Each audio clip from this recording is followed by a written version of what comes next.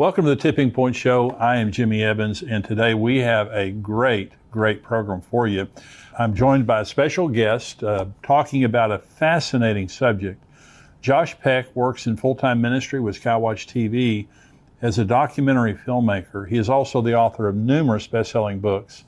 Josh is founder of Daily Renegade, where he's hosted a variety of shows and podcasts, and he's been featured on numerous television and radio shows. And today we're going to be talking about a book that Josh wrote with Tom Horn called Abaddon Ascending, and the subtitle here is The Ancient Conspiracy at the Center of CERN's Most Secretive Mission. It says technology and Bible prophecy collide. Josh, thanks for joining me today. Thank you so much for having me. It's a pleasure. Well, this is, and Tom is my dear friend, but you guys did a tremendous amount of research in writing this book, and we appreciate your research very much. Now, we're going to talk, first of all, about just kind of the general science. Now, we're talking about quantum physics, so I don't want the average person out there to go cross-eyed because, I'm not on that level either. Now, we're going somewhere with this because there's a major international project called CERN, and we're going to talk about that later.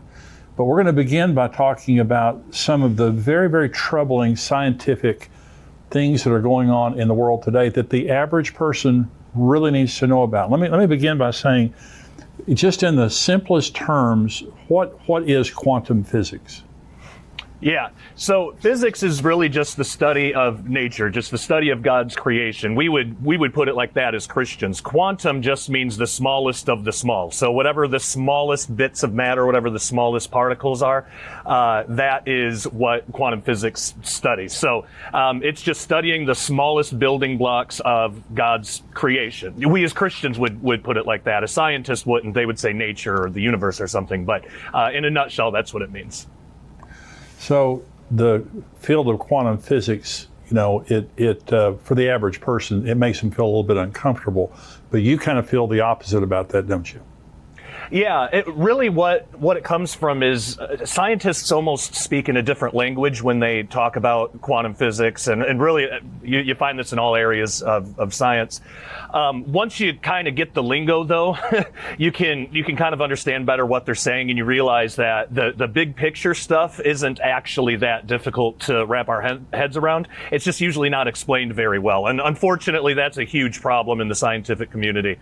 There are a few physicists that can explain it better for laymen like you and I, and those actually tend to get more popular. Michio Kaku is a good example of that. He has a way of being able to explain really complex things in a way that people can understand. So I try to do that in my books as well, talk about these, they are mathematically complicated, but the big concepts around much of this stuff, really anybody can understand. And isn't that just like God to create nature that way, to make it where it's beautiful and complex and artistic and creative, but also simple enough where we can at least get our heads around it.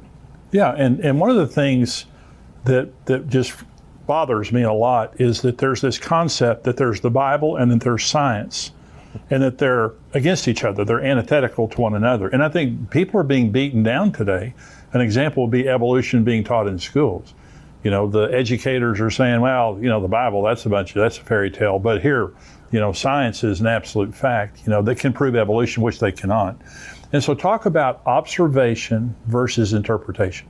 Right. So yeah, science, it wasn't that long ago that science and religion really were kind of the same thing, because scientists, a few hundred years ago, they kind of viewed it the way that, I think we as Christians should today, just like I described earlier. We're studying God's creation.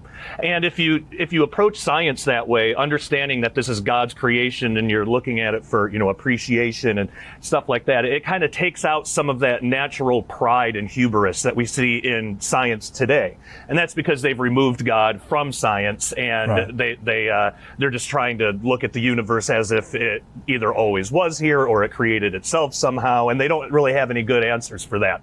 But you're right, they'll say stuff like that, but then they'll talk against the Bible quite a bit.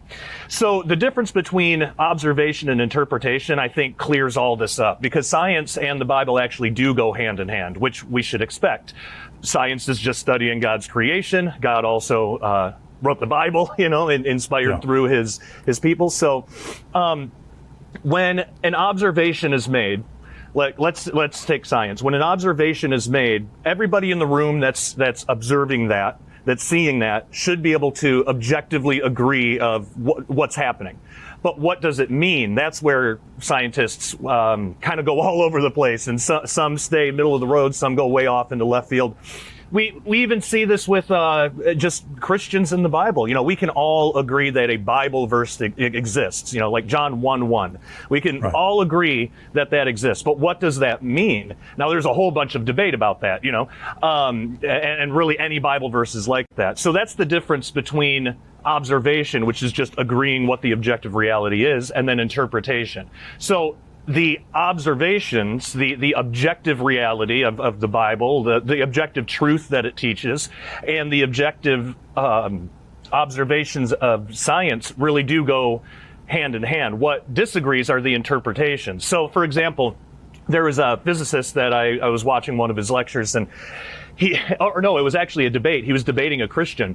And this physicist said, well, we know that there can't be an afterlife because there's no quantum field to take the information anywhere. Now, that is like the most ridiculous thing, and frankly, not a very smart thing for a physicist to say, because an afterlife is those kinds of comments are very intimidating. To the average Christian. It sits them down, and it's just kind of like, well, I'm going to keep my mouth shut because this guy's a scientist here, but go ahead. Yeah, and they'll talk as if it's a proven thing. But what the physicist doesn't realize is if there's an afterlife, that's something outside of physical reality. Quantum fields are just what reality is made of. That's all it describes. Just what physical reality, the world, the three-dimensional world we live in.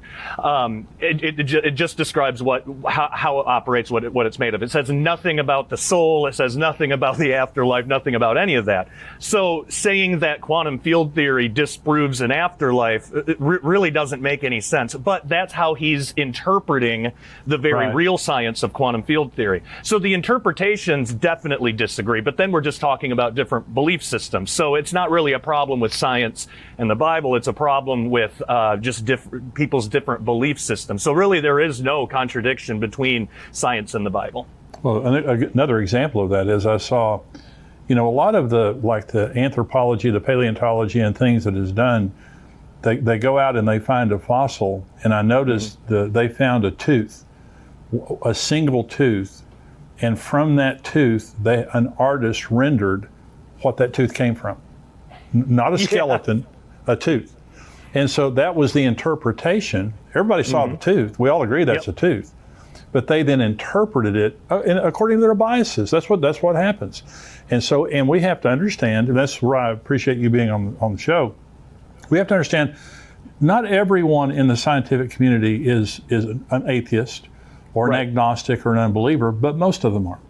And so secularists control most of the sciences, and they interpret it as such. Now, talk about the slit experiment and how that's a good example of observation versus interpretation. Yeah, this is a great example. So the double slit experiment is a very real experiment. You can even do a small version of this at home with just some tinfoil and a laser pointer and a couple other things. There's instructions online. It's a really simple experiment, but it is strange because science right now there's no consensus on exactly what this means or why this is happening. But the basic rundown of it is when they shoot electrons that's called the double slit experiment. So they shoot electrons through these two slits. When there's a detector to detect the particle, the pattern that comes out on the other end of the two slits looks a certain way. But when there's no observer, when there's no detector, it looks different. So the kind of interpretation, the general interpretation is that somehow observing the particle changes the way that it behaves. Now, this can get all into sort of really wacky New Age stuff. I mean, New Age steals from quantum physics all the time, and this is a big one. This has spawned things like, you can create the reality around you, just picture it in your mind and it'll come into your, the name it and claim it kind of stuff too, and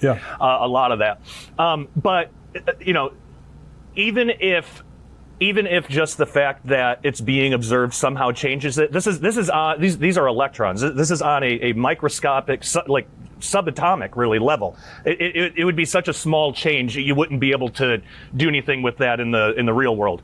But more than that, there's simpler ways to look at this. When you have a detector, well, you're adding a detector, so you're adding a whole clump of particles, which naturally would interfere with the path of this one electron. So it could be as simple as that. So the observation is that there's different patterns based on whether the particle is observed or not. But the interpretation, why is that happening? Is it because we control reality with our thoughts, or is it just because we're putting a big clump of particles right next to it? So of course, those particles have fields and energies and like all these different things. Of course, there's going to be some kind of interaction. So it's more than likely probably that. But again, a lot of scientists and New Agers and stuff, they want to take this stuff really far and push it as far as it can go because it sells books, it gets clicks on websites. People get excited about that kind of stuff. But there's no reason to think that we are actually controlling anything at all. Just in that our bodies are made up of particles that interact with traveling electrons. So it could be as simple as that. So talk about, why is quantum physics, what does it have to do with the Bible, and why should Christians care about quantum physics? Well, it's really cool because quantum physics says that everything in reality is essentially energy. But what's interesting is physicists don't know where the energy comes from. Now, we as Christians do. God spoke everything into existence. Right. But this energy is still being sustained from somewhere. And in fact, depending on which physicist you talk to, some physicists will even admit, well, we know that the energy comes from somewhere, and we even know that it can't be from our three-dimensional universe. It's somewhere outside of it. And most physicists, that's as far as they'll go, because that's a little too close to saying that, hey, maybe God exists, That's right. So even just from that standpoint, having a basic understanding of quantum physics is, I think, beneficial for the Christian if the Christian is important or interested in that topic, but also just to disarm against deception, because again, scientists will just flat out lie about what certain experiments mean and what. Absolutely. Yeah, and so we as Christians, like in that debate I brought up earlier, there would be a lot of Christians that would hear something like that, and it sounds scientific. The quantum field theory says that there can't be an afterlife because there's no quantum field to take the information anywhere. And by the way, quantum fields don't take information anywhere anyway. That's not exactly. I don't know what that physicist was talking about, but when a Christian hears something like that, it can sound kind of convincing, and it's like, well, now I guess, I have my faith. I got to throw out all of science now. Well, not necessarily. Throw out some of the interpretations that disagree with the Bible, but you can keep the science. Quantum field theory it's a real thing. It's how the LHC at CERN actually works. But so having just a basic understanding of some of this stuff can help us disarm against all the deception that's out there in the scientific community. We're going somewhere. For all of you who are watching, we're going somewhere with this conversation, and we're starting at the beginning by talking about this because we're going to talk about CERN. And this CERN is a huge project that is going on right now. I believe it's over in Europe, and it's affecting all of the world. It has incredible spiritual implications, prophetic implications, and Josh is going to be explaining that to us. And so we're just kind of taking one step at a time. Dr. Hugh Ross, Josh, who is an astrophysicist, he's someone that kind of writes in language that I understand. And he received Christ by reading the Bible. And he started reading all of the holy books around the world of the major religions. And he said scientifically they're all just a bunch of rubbish. First of all, there wasn't anything specific.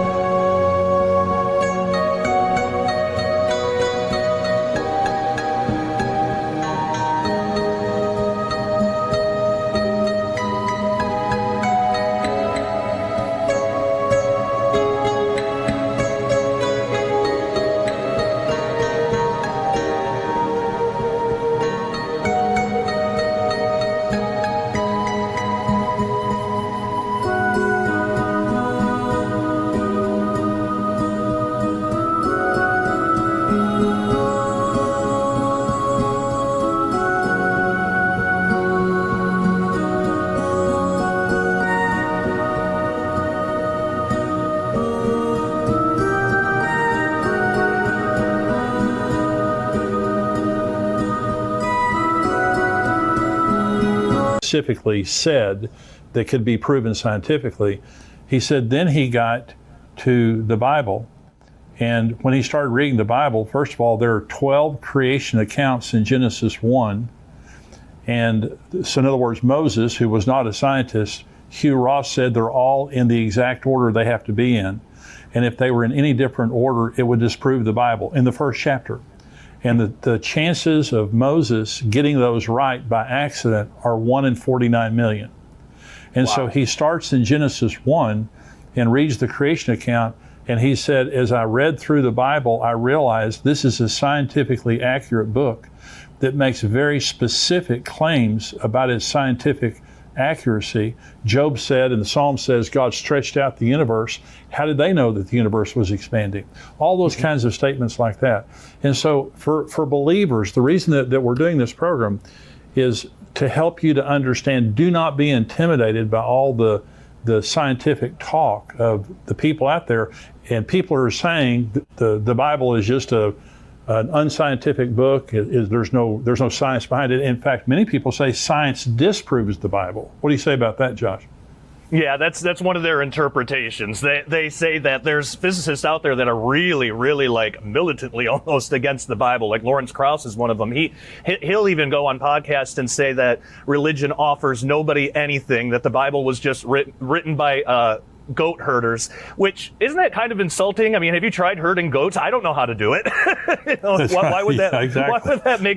Why would that mean that somebody's stupid? Like, but no, when you read it, I mean, there's actual quantum physics in there. I mean, in the first chapter of Ezekiel, when it talks about these amazing heavenly beings like descending out of this whirlwind. Well, the way that they're described, it's almost like these four beings are kind of fused together in really weird, odd ways. What that actually is, there's a scientific principle there called extra-dimensional unfolding. And I know that sounds like a big word, and scientists do this all the time. I think part of it is hubris. They name things like this so it sounds more complicated than what it is. Right. All it really is imagine there's like a two-dimensional universe that's just flat on your tabletop. Well, if I put a cube down there, how can I show that cube to the two-dimensional being that doesn't have up or down? You know, If they looked at it, they would just see a square. Well, I could unfold it, and if you unfold a cube, then, you lay it out flat. It actually looks like a cross. But then they can at least have access to all of the information of that cube. They won't be able to put it together in their head what it fully looks like. Well, so the thought experiment is used to explain how a four-dimensional object could be unfolded into our own three-dimensional universe. So right. A hypercube. If you unfolded it, it actually would look like, in our universe, and we'd be able to see it, it would look like a cross with two extra arms, kind of, wow. made of cubes. So, but if you did that again, like if you did that too many times, eventually these parts, like if you tried to unfold it again to show that to a two-dimensional being this time, some of those flaps are going to start to overlap, and to the flatlander, to the two-dimensional being, it would look like those parts were melding together, and that is exactly what Ezekiel describes. And so we're seeing something that actually has a scientific name to it. It's only a few decades old, yet somehow Ezekiel 2,600 years ago was able to, it's because he was just describing what he saw. He didn't know anything about quantum physics, but we can actually show that now, which is really phenomenal. So yeah, it's all over in the Bible. So talk about dark matter from a scientific perspective, but a Christian might interpret it differently. Yeah. So dark matter, basically, it's a word given to really a mystery. So when scientists look at galaxies, they realize there's not enough matter in the galaxies to create enough gravity to keep galaxies together based on how fast they're spinning. Because when you spin, so just imagine taking a yo-yo and whipping it around. The yo-yo at the end, because the centrifugal force stays in orbit around where you're spinning. The galaxies work the same exact way. But through their measurements, through math and stuff, they're able to show that these galaxies, all of these galaxies, should have already flown apart. They're being held together by something. And it's something that's creating gravity, and it's something that we can't see, we can't detect, we have no idea what it is. There's a couple theories out there. One theory is that they could just be they call them dark particles basically, but dark matter particles. They're just loose particles. They don't connect together, but they're spread out all over. Collectively, they have enough gravity, but they don't ever bind. They don't interact with ordinary matter. So that it could be something like that. But I think another really interesting possibility is there are theories and even mathematical equations and stuff to show that gravity, well, first, gravity is one of four forces in the universe, and for some reason it's the weakest one, like by far. The other three are pretty equal, but gravity is really weak for some reason compared to the other three. You could demonstrate this easily on your desk.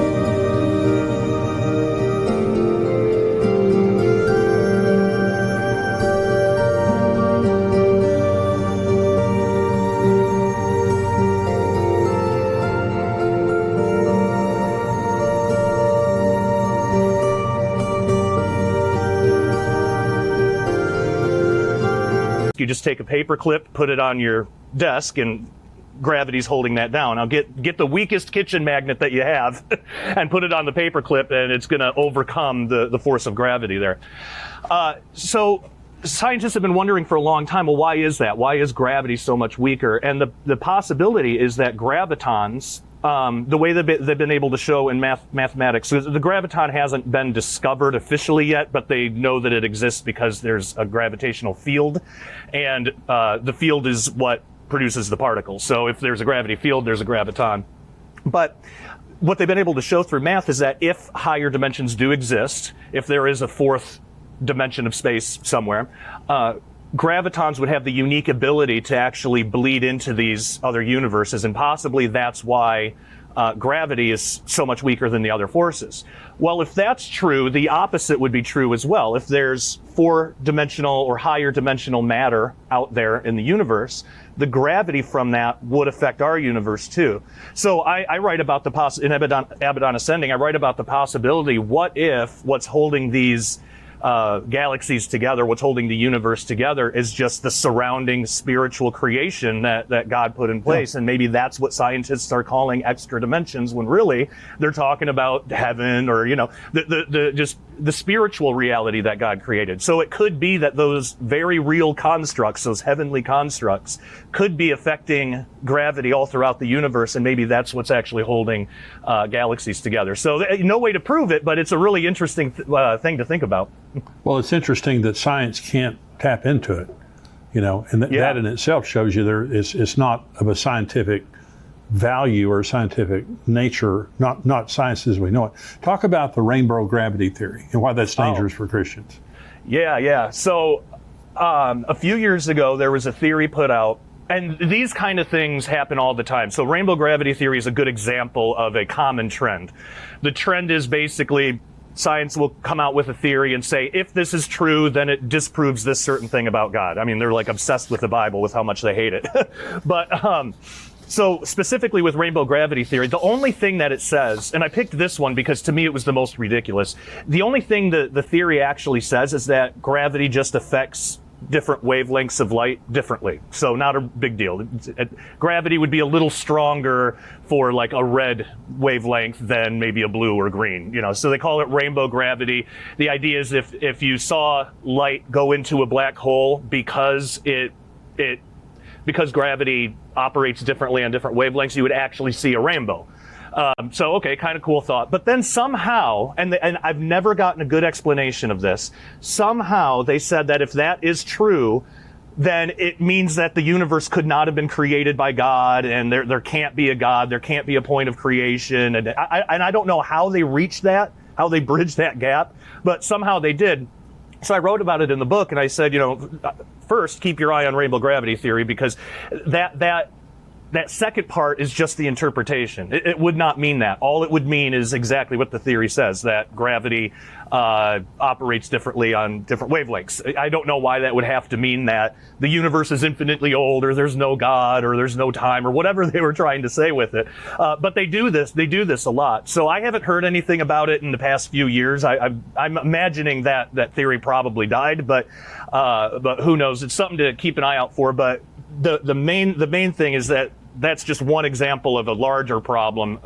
Every couple of months, there's going to be a new article coming out, where some scientists is saying, okay, here's a theory, and if this is true, it proves there can't be a God. So yeah, that's in a nutshell, that's rainbow gravity theory. If it does turn out to be true, I mean, imagine that.